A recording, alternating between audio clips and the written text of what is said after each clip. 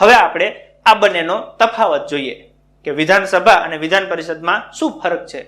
તો હવે આપણે તફાવત સ્વરૂપે જોઈએ કે વિધાનસભા અને વિધાન પરિષદમાં ઓકે શું અલગ પડતું એટલે કે ડિફરન્ટ વસ્તુ શું છે. તો વિધાનસભામાં મિત્ર વાત કરીએ તો વિધાનસભા એ કેવું ગૃહ છે તો કે નીચલું ગૃહ છે. તો સામે વિધાન પરિષદની વાત કરીએ તો એ કેવું ગૃહ છે ઉપલું ગૃહ. એટલે કે વિધાનસભા એ નીચલું ગૃહ છે, પરિષદ એ ઉપલું ગૃહ છે. હવે કલમ જોઈએ કે વિધાનસભા કઈ કલમ અનુસાર તો કે 170, તો વિધાન પરિષદ 171. વિધાનસભા એ નીચલું ગૃહ છે, પરિષદ એ ઉપલું ગૃહ છે. નીચલું એટલે 170 અને ઉપલું એટલે 171. ઓકે, પછી વિધાનસભા એ કેવું ગૃહ છે તો કે બિનકાયમી એટલે હંગામી. કેમ કે એ કાયમી ના હોય, એનો સમયગાળો ફિક્સ હોય, 5 વર્ષે પાછું ખાલી થઈ જાય એટલે બિનકાયમી હંગામી. ત્યારે વિધાન પરિષદ એ કેવું ગૃહ છે કાયમી, એ 12 માસ ઓકે એમને ચાલુ રહે. ઓકે, પછી શું કહે છે કે સભ્યની પસંદગી. વિધાનસભામાં રાજ્યપાલ દ્વારા ઈચ્છા હોય તો એક સભ્ય મૂકી શકે. રાજ્યપાલ કેટલા સભ્ય મૂકે? એક, ઈચ્છા હોય તો. ઓકે, વિધાન પરિષદમાં 1/6 1/6 સભ્યની પસંદગી કોણ કરશે? રાજ્યપાલ. વિધાનસભામાં 1, પરિષદમાં 1/6 સભ્ય કોણ નક્કી કરશે? રાજ્યપાલ. ચૂંટણી. વિધાનસભામાં ચૂંટણી કેવી રીતના થાય તો કે પ્રત્યક્ષ રીતે એટલે કે 18 વર્ષથી ઉપરની વ્યક્તિ મતદાન કરશે. જ્યારે વિધાન પરિષદમાં કેવી રીતના થાય? પરોક્ષ રીતે. ઓકે, 5 જણા ભાગ લે. ધારાસભ્ય, સેલિબ્રિટી, સેનેટના સભ્ય, ડિગ્રીધારી વિદ્યાર્થી અને પ્રોફેસર. અહીંયા પ્રત્યક્ષ છે, આ બાજુ પરોક્ષ છે. ઓકે, પછી શું કહે છે કે વિધાનસભાના સભ્યને કહેવાય MLA, member of legislative assembly. જ્યારે આ બાજુ કહેવાય MLC, વિધાન પરિષદમાં મેમ્બર ઓફ લેજિસ્લેટિવ કાઉન્સિલ. પછી શું કહે છે કે વિધાનસભામાં રાજ્ય સરકાર બનાવવાનું મહત્વનું ગૃહ છે. મિત્રો, જે પક્ષને વિધાનસભામાં બહુમત મળે એ પક્ષની સરકાર બને. એટલે રાજ્ય સરકાર બનાવવા માટે મહત્વનું ગૃહ કયું છે? વિધાનસભા. ઓકે, પરિષદનું એવું કશું મહત્વ હોતું નથી, કેમ કે એ ચૂંટાયેલા સભ્ય દ્વારા જ પછી બને છે. ઓકે, કેન્દ્ર શાસિત પ્રદેશ દિલ્હી અને પુડુચેરી એમ 2 જગ્યાએ વિધાનસભા આવેલી છે. રાજ્યમાં તો હોય જ તે, કેન્દ્ર શાસિત 2 છે, દિલ્હી અને પુડુચેરી. આ બાજુ એકે કેન્દ્ર શાસિત પ્રદેશમાં નથી, કેમ કે રાજ્યમાંથી 7 છે તો કેન્દ્ર શાસિતનો તો પ્રશ્ન જ નહીં. ગુજરાતમાં ગાંધીનગર ખાતે વિઠ્ઠલભાઈ પટેલ નામે વિધાનસભા આવેલ છે. ગુજરાતમાં વિધાનસભા ગૃહ ક્યાં આવેલું છે તો કે ગાંધીનગર ખાતે. કોના નામે? વિઠ્ઠલભાઈ પટેલ. જ્યારે વિધાન પરિષદ તો કે ગુજરાતમાં નથી. હવે શું કહે છે કે સંખ્યા તો કે 29 રાજ્ય વત્તા 2 કેન્દ્ર શાસિત એમ કરીને વિધાનસભા કેટલી થાય? 31. ત્યારે આ બાજુ વિધાન પરિષદ કેટલા રાજ્યમાં છે તો કે 7. વિધાનસભાની કલમ આપી છે 170, પરિષદમાં 171.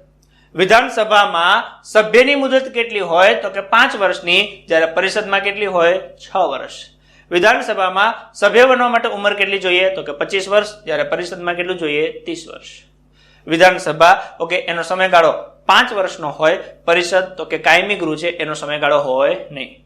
તો આ બિલકુલ બેઝિક ઓકે બંનેનો તફાવત સ્વરૂપે આપણે જોયું. ઓકે, ફરી એકવાર નજર દોડાવી દઈએ કે વિધાનસભા કેવું છે તો કે બિનકાયમી એટલે કે હંગામી, જ્યારે વિધાનસભા એ બિનકાયમી હંગામી ગૃહ છે તો પરિષદ એ કાયમી છે.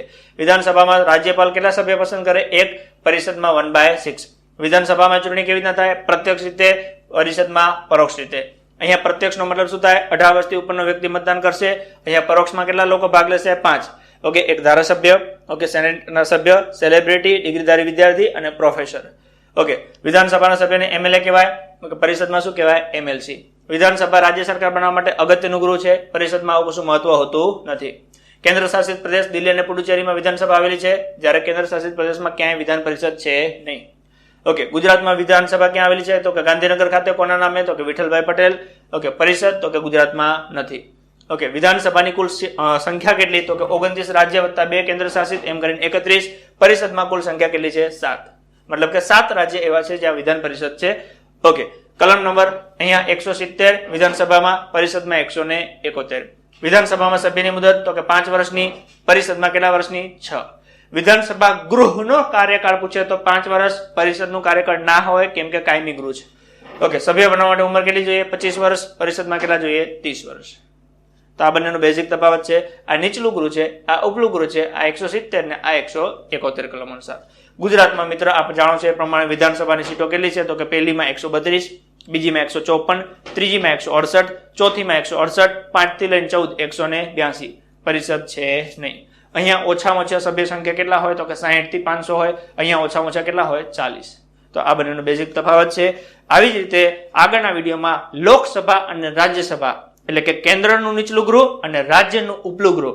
ઓકે, સોરી, કેન્દ્રનું ઉપલું ગૃહ અને નીચલું ગૃહ, એમ આપણે કેન્દ્રની માહિતી જોઈશું. આ બંને ક્યાંનું હતું? રાજ્યનું, કે રાજ્યનું નીચલું અને રાજ્યનું ઉપલું. હવેના વિડીયોમાં આપણે કેન્દ્રનું નીચલું એટલે લોકસભા અને કેન્દ્રનું ઉપલું ગૃહ એટલે રાજ્યસભા વિશે વત્તા સંસદ વિશે ભણીશું. તો આવી જ રીતે વિડીયો જોતા રહો. ઓકે, દરેક લાઈન ટુ લાઈન પ્રશ્ન મિત્ર આમાંથી નીકળે. ઓકે, એ મેળવતા રહો. તમને ડાયરેક્ટ પરીક્ષામાં એવું પૂછે કે નીચેનામાંથી વિધાન પરિષદના સભ્યને શોર્ટમાં શું કહેવાય અથવા કયા નામથી ઓળખવામાં આવે? MLC. જ્યારે સભામાં હું MLA, એટલે માઇનોર ગેપ છે. વિધાનસભા MLA, પરિષદ MLC. વિધાનસભાના સભ્યનો કાર્યકાળ કેટલો? બધા ભૂલ કરશે. તમારે ધ્યાન રાખવાનું. ઓકે, વિધાન પરિષદ પૂછ્યું છે, સભ્યનો 6. પણ તમને એવું પૂછે કે વિધાન પરિષદના ગૃહનો કાર્યકાળ કેટલો? અને બધા 6 વર્ષ લખશે. ના હોય, કાયમી ગૃહ છે એનો સમયગાળો હોય નહીં. તો હવે ઝીણવટ ભરવા જે પોઈન્ટ છે એના માટે આ વિડીયો બનાવી છે. જોતા રહો, શીખતા રહો, સમજતા રહો અને પરીક્ષામાં ઉપયોગ કરીને પાસ થઈને મસ્ત નોકરી મેળવતા રહો. તો મિત્રો, આગળના વિડીયોમાં ફરી કંઈક નવી માહિતી સાથે ઉપસ્થિત થશું. ઓકે, તમે તમારા મિત્રો સાથે શેર કરો. તમારા મનમાં કઈ પ્રશ્ન હોય તો અમારા સુધી પહોંચાડો. ઓકે, અમે થશે એટલી હેલ્પ કરીશું. ઓકે, આપ કમેન્ટમાં લખી શકો અને વિડીયો શેર કરી શકો તમારા મિત્રો સાથે. ફરી નવા વિડીયોમાં નવી માહિતી સાથે મળીશું. જય હિન્દ, જય ભારત.